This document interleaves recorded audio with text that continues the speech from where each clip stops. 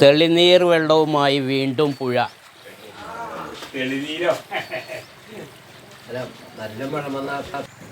വെള്ളം പുരാനഹി.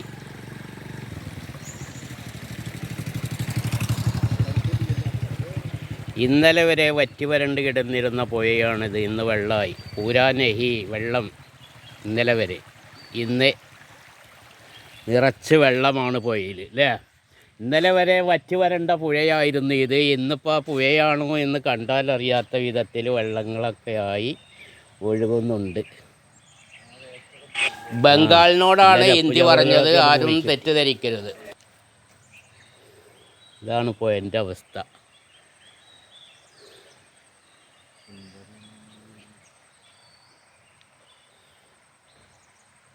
എന്താ ഈ വെള്ളപ്പോൾ നിലനിൽക്കുകയാണെങ്കിൽ കുടിവെള്ളമൊക്കെ ഉണ്ടാവൂലേ?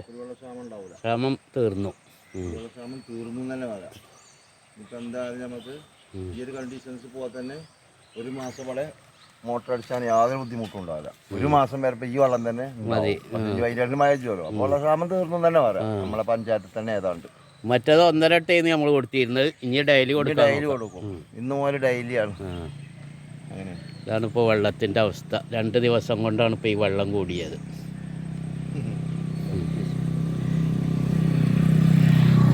ഇവിടെ മുറിച്ചിട്ട തെങ്ങുകളൊക്കെ പോയില്ലേ, ഒലിച്ചു പോയി. മൊത്തം പോയി ക്ലിയറായി.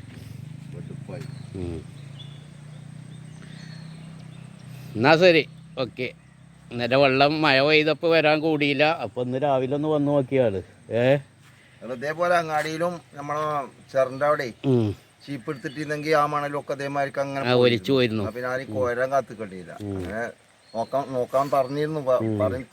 നടക്കും തോന്നുന്നു. എന്നാ ശരി.